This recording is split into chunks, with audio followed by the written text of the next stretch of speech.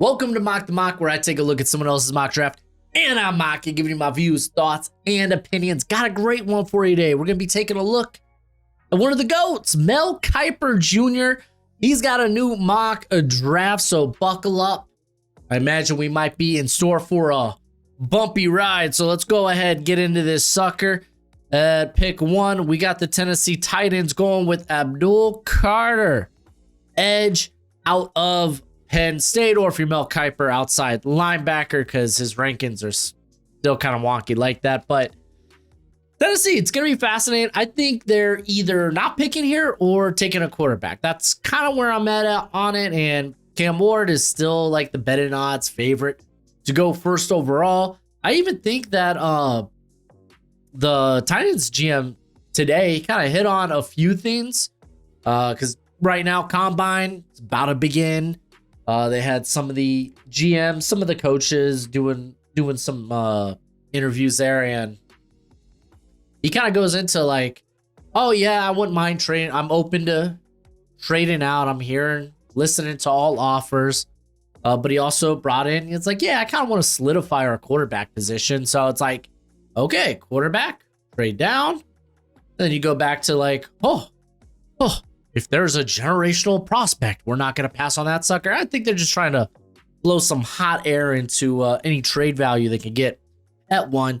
So, like, I don't know, man. This one's going to be a little bit fascinating. I think ultimately, when it's all said and done, whoever's picking at one, they're probably going quarterback. Let's go to the Cleveland Browns, because, they're going to go with quarterback. Cam Ward, quarterback out of Miami to you, baby, to you. Deshaun Watson. Unfortunate setback with the Achilles, and I really think Kirk Cousins is probably the quarterback for the Browns next season, or maybe it's Daniel Jones. That's right. It was one of my potential landing spots for Daniel Jones. Or they just take a quarterback here. It's like, hey, we're picking at 2.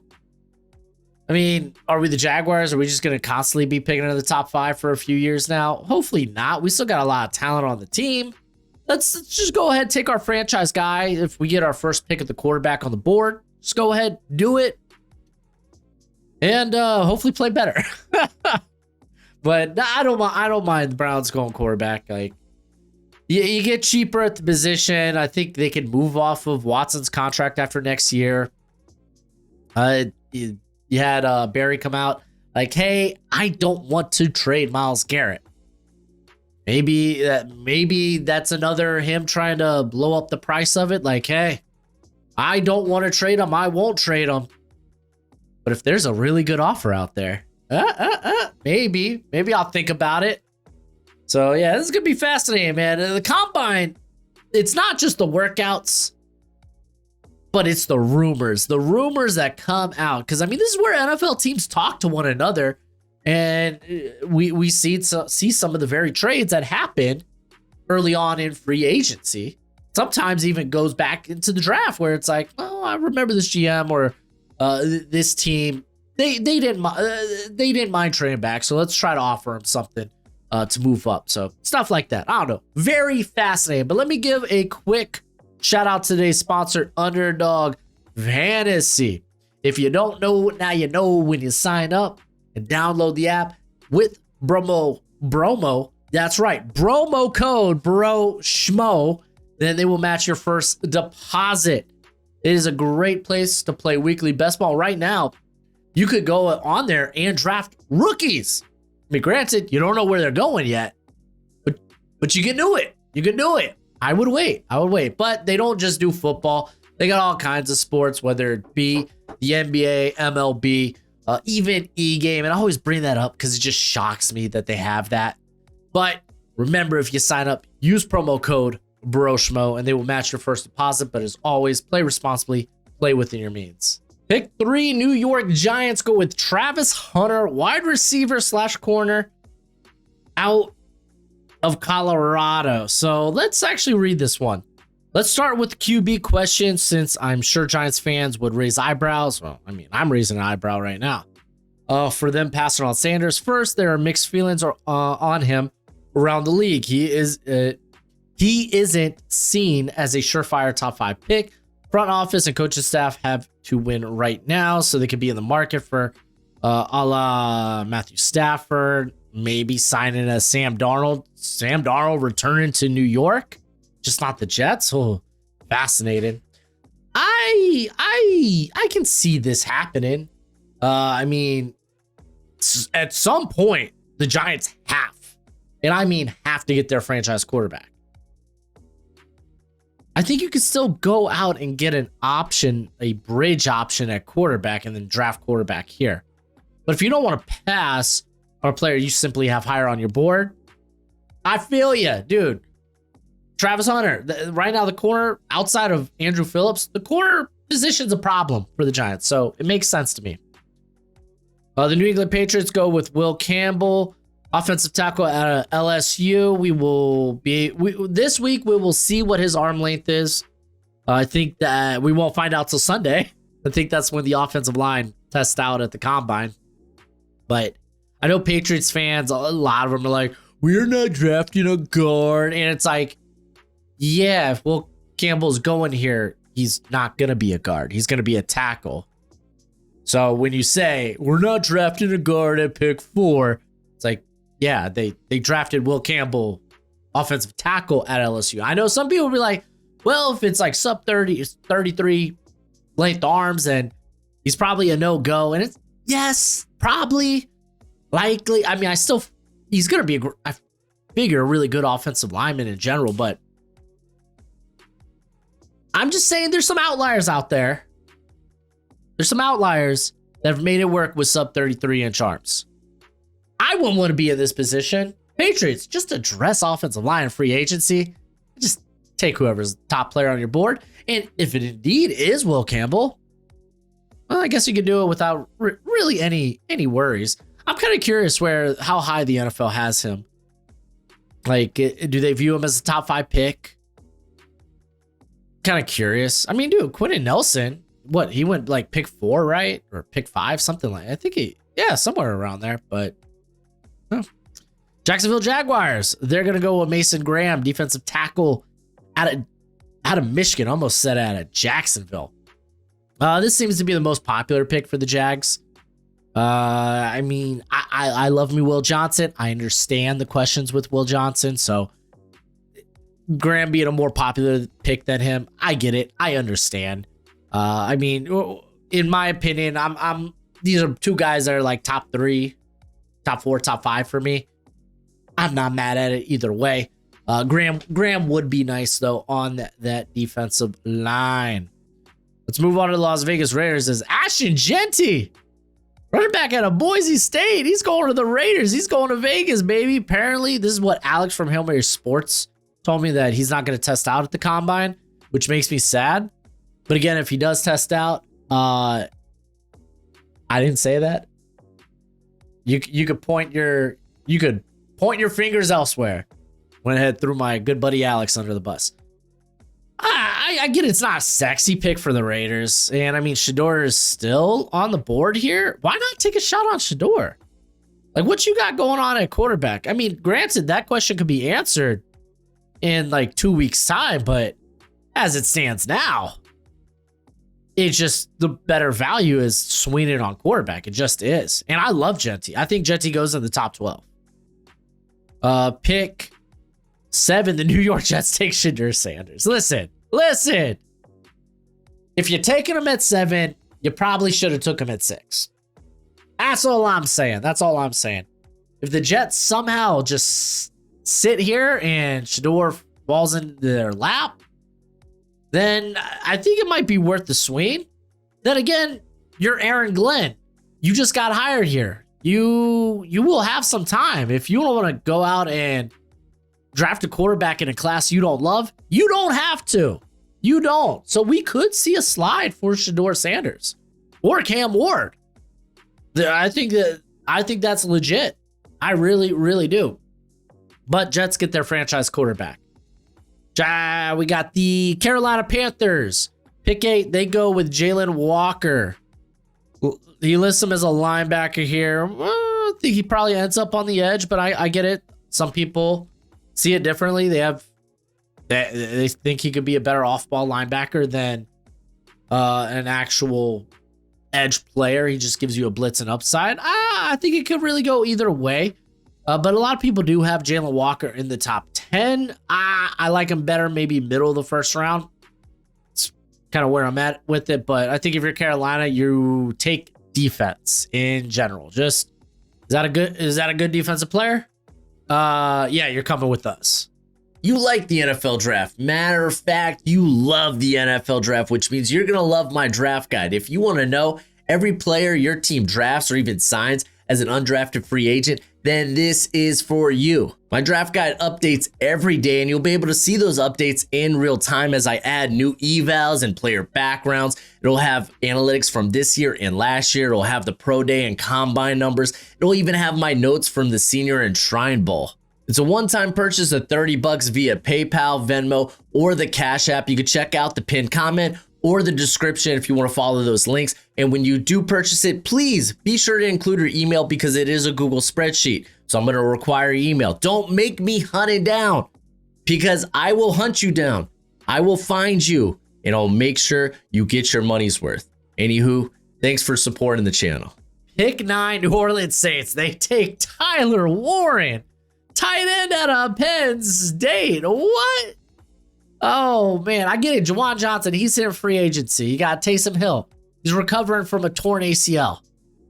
They got Foster Moreau. He's a solid tight end, too.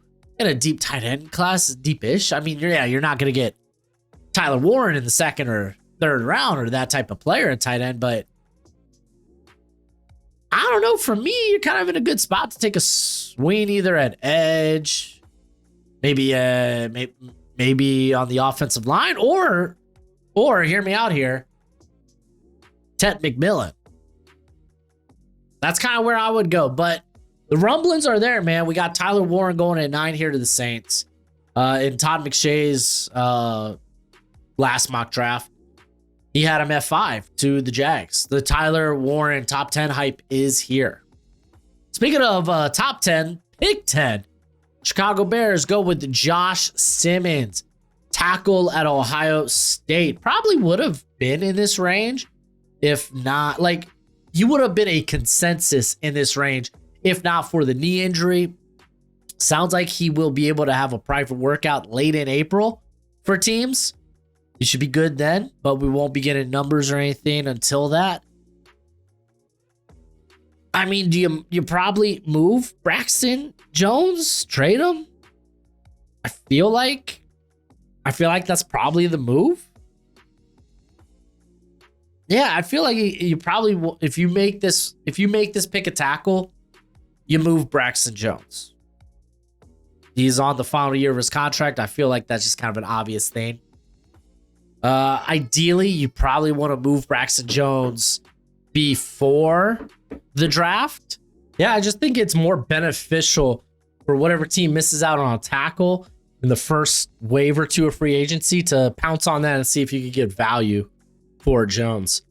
Pick 11, the 49ers go with Will Johnson, corner out of Michigan, man. Golly, I'm still a big fan. They do have Charvarius Ward here in free agency. Diamador Lenore, they just paid big. I think they saw some good things from Renardo Green. But I mean, Lenore's also a guy that can play inside and out because it's just about shoring up that corner position in general. I still think they have problems in the trenches, whether it's offensive or defensive line. And that's probably where I would want to address. Again, free agency is going to clear a lot of this up, or at least narrow it down for us. Pick 12, Omarion Hampton, running back out of North Carolina, going to the Cowboys. Oh, running back value is alive and well, ladies and gentlemen. I'm a big Hampton fan, man. I'm hoping he tests out well this week. I don't think he's going to have like a crazy 10-yard split, but I think his all in all 40 is going to be pretty solid. He is big and he is fast, man. He is very big and he is fast. They have no one there at running back. I'm Cowboys fans. Oh man, I can't wait to see the comments here. Because I know Cowboys fans, they don't love the idea of going running back at 12 when it's Ashton Genty. Some do, not everyone. But now that it's Hampton, Pick 13. Miami Dolphins go with Armand Membu, tackle slash guard out of Missouri. This is kind of my favorite pick for the Dolphins. Like, first off, ideal fit. I think he can make it a tackle in the NFL. I really do. He's got the length, 6'4", 332 pounds, moves exceptionally well. But our biggest hole, in my opinion, on the roster is at guard. So you could play him at guard if things go sour at tackle, or you need some guy, you need someone to step up because maybe Armstead retires. What if Patrick Paul or Austin Jackson get hurt? Then, I mean, Membu's someone you could kick outside. Indianapolis Colts, they're going to go with Malachi Starks. Safety out of Georgia. I think Starks ends up falling. I think he's going to end up being more of a late first round pick. Just the NFL in general, they don't draft safety all that high. And Starks is coming off kind of a down year. It wasn't a great year for him. I think he's going to have a good combine, but at the end of the day, I just like taking him in the second half of mock drafts. Atlanta at pick 15 go with the Mike Green, edge out of Marshall. Kind of an obvious pick here. Falcons go pass rush. I don't know if you know this. Their pass rush was bad. It was bad. It wasn't great. We got pick 16, Arizona Cardinals. They go with Shamar Stewart, edge out of Texas A&M. This feels very similar, in my opinion, to Darius Robinson. I mean, you're getting guys with very similar size and like 6'5", 6'6", going to be around that 275, 280 range. I think they're going to be in the market for like a Milton Williams. But I mean, to be fair, Shamar Stewart probably plays more edge. And it looks like they want Darius Robinson inside. So, like, I think this begins the range for Shamar Stewart. I think he could even go higher. He's going to show out this week. He is. Pick 17. Cincinnati Bengals go with Mikael Williams, edge out of Georgia. Bengals desperately need defense. If you're just like, who's the best defensive player on the board? We'll take that guy. Yeah, I'm cool with that.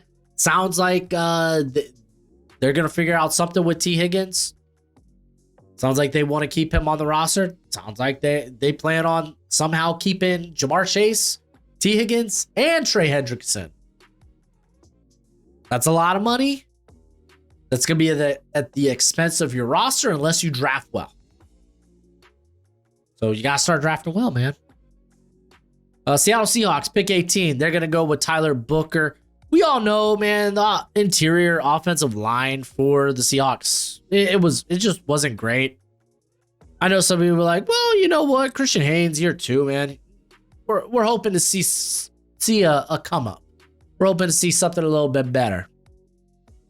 Yeah, I just wouldn't rely on that 100%. I would still go and address the position. Worst case scenario, oh, cool. We have depth along the offensive interior that's completely different from what we were last year. So, Tyler Booker, I like him quite a bit. I don't like taking him at 13. I think that's too high, but you begin like the second half of the first round. I think that's when you can start to talk about him. Tampa Bay Buccaneers are going to go with Jahad Campbell, linebacker out of Alabama. Levante David is a free agent. He's going to die a buck. I imagine he gets brought back. And even if he does return, there's not a great option playing next to him. There's just not. A Jahad Campbell, former edge player, a guy you can or at least have rush off the edge, but also be like a blitzer. He's got really good length. He's gonna clog passing lanes with that length. So typically Campbell 19 is where I begin to see people start to think about him, but he's becoming more of a household name in the first round. Denver Broncos go with Colston Loveland, tight end out of Michigan. It just registered that we haven't seen a wide receiver off the board yet, right? I don't think I've seen Tet come off the board. Golly, man. Is that an indication the NFL not high on Tet? So, recently, as of like yesterday, Gronk talking to Sean Payton, like, hey, I might come out of retirement. I don't know how true that is. And even if it is, I don't want to put all my eggs into the Gronk basket at this juncture in his on again, off again career. I could see going Loveland here, like definitely with Sean Payton looking for his Jimmy Graham. I think going with the pass catcher here is just kind of smart. If you're the Broncos, like go out and give Bo Nix more help. Yes, please. So there you go. There you go. Are we gonna see Tet here for Pittsburgh? Did I just miss Tet? Did I just forget? I legitimately don't remember him coming off the board. Ain't no way. Because Steelers are about to take Emeka Ibuka, which means this is the first wide receiver on the board. Off the board. Okay, let's read this. I personally still have McMillan ranked ahead of Ibuka. There's a lot of buzz around the ladder in the NFL draft right now. Scouts love his route running, sure hands, and approach to the game. He's coming off an 81. Okay, we're talking about Ibuka here. I mean, yeah, Ibuka's going to be a really good wide receiver. I think he ends up being like a high-end wide receiver too. I really do. Over Ted. And I mean, I don't know, man. This is an interesting mock draft. Mel, have you gone mad? Have you gone mad? But Emeka Ibuka, again, no shot at him, man. He is your greens, man. He is someone. He's just gonna keep your quarterback healthy, because quarterback's always gonna have a safety blanket, a security blanket that he can dump it off to when things get bad, and you get a consistent chain mover. All right, Los Angeles Chargers. They go with Tetairoa McMillan. Wow, 22. This is freaking wild. Wow, man, that's nuts. That's a big drop. I think he's a top 10 player in this class. I don't see how he escapes the top 12. Because, I mean, again, good players fall all the time. I don't see how he makes it past like a team like the Cowboys. That's just kind of me. But if you're the Chargers, there would be really good value. You get your, I suppose, your Mike Williams. And then we got pick 23. Green Bay Packers go with Azariah Thomas, corner out of Florida State. I'm a little bit lower than the general consensus right now on Azariah Thomas. Packers, they need cornerback help. Jair Alexander could be moved, but even if he's not, like Eric Stokes, free agent, then you have Karen and Valentine. No, you need to invest. You need to bring in more talent, more competition, more depth. It's the most volatile position in football. Pick 24, Minnesota Vikings take Ray Zabel, guard/center out of North Dakota State. If they don't bring back Dalton Reisner, then yeah, this is certainly in play. Even if they do bring back Dalton Reisner, like you could definitely go with the interior. You got Garrett Bradbury. He's got one more year left on his contract. So having a versatile piece like that on the defensive or offensive interior, it's kind of clutch. Pick 25. Oh, I didn't even realize Kelvin Banks was still on the board. This is just a steal. This is just a steal. Now, okay, Mel brings up, this might be low for Banks, but I'll be watching his height measurements at the combine this week. If he's shorter than 6'4", he might have to kick inside at the pros. I am curious to see what his arm length is. I'm pretty confident he's going to be like 33 and a half inches when it comes to his arm length, but that is something I'm going to be watching out for. Personally, this would be a steal. You kick him inside, then awesome. Like Texans, in general, I think their offensive line needs help. It was pretty bad last year. It was pretty bad. Pick 26, Los Angeles Rams go with Josh Connerly Jr., offensive tackle out of Oregon. Larry Jackson, free agent. You got Rob Havenstein. He's up there in years. I think he's 32 going on 33. So even if you bring back an Alaric Jackson, you could be looking to the future at your other tackle spot. Does sound like Alaric Jackson could be on the move here. Really could, but I guess we'll find out. Connerly, he's like consistently like OT4 off most boards. Often maybe swapping places with like Josh Simmons, who went at 10 in this mock draft, by the way. But yeah, I like Connerly in the back end of this first round. Pick 27. Yo, I just made this pick in my mock draft with football analysis. The Ravens go Nick Emanuari, safety out of South Carolina. Can you imagine pairing this dude up with Kyle Hamilton? You have Darius Washington there. Ravens, they were a team that loved running 3 safeties. They had to kick Marlon Humphrey to the slot quite a bit last year. I mean, if you bring in Nick Emanuari, then you're just getting a very diverse, a very versatile defensive backfield, and I like it. Detroit Lions, they're going to go with, hold the freaking phone,